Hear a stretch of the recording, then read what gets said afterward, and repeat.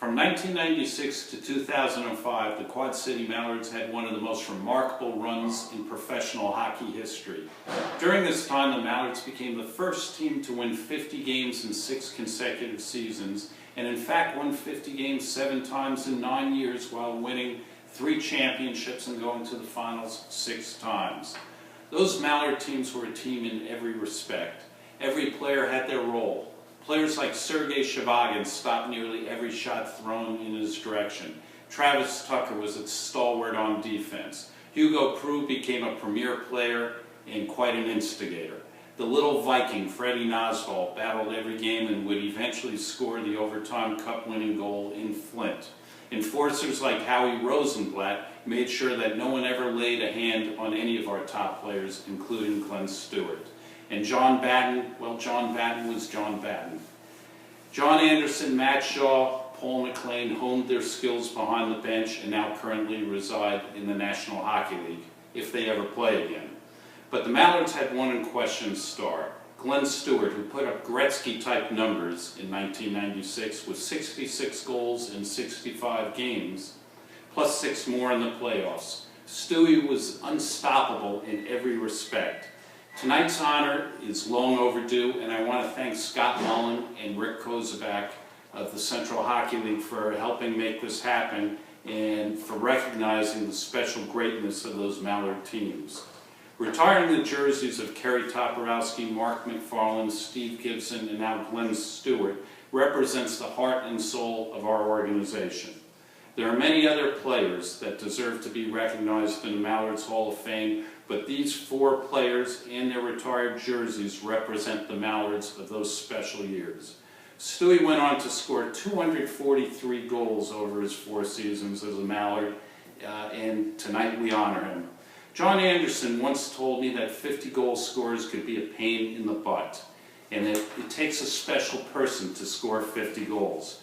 Well, Stewie was special, all right.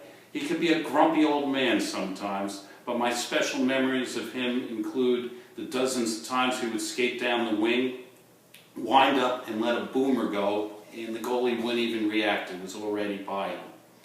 He was an incredible player, and it seemed like he could score at will.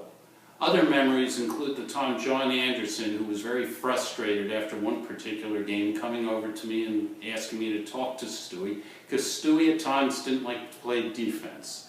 Well, as you can imagine, the conversation with Stewie did not go particularly well, and I had to resort to psychological warfare. I told Stewie if he wanted to continue to play like Jim Duhart, he could continue to play like that, or he could try and become a complete player.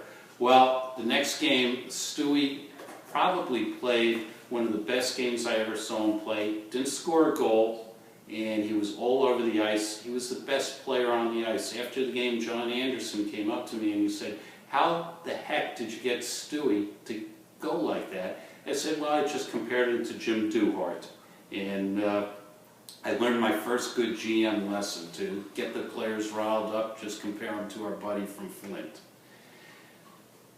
Stewie showed his love back to me later that year by giving me pins that held a broken bone together in his wrist. The doctor didn't understand why Stewie would want to give me that type of gift, but I still have that envelope and all the hazardous waste stickers that are on it sitting in my desk. It's a truly special memory, Stewie, and I thank you.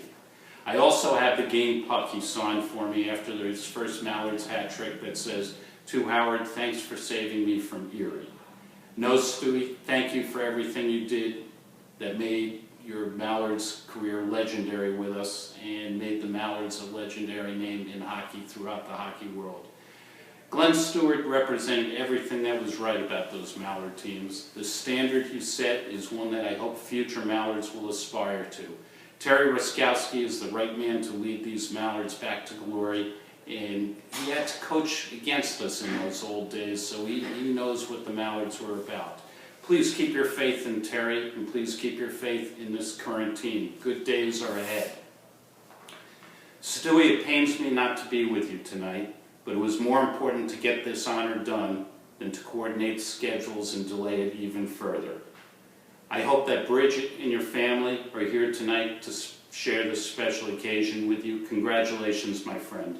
And now here are some very special memories that we want to share with you, Stewie, and with the fans. Congratulations, Glenn Stewie.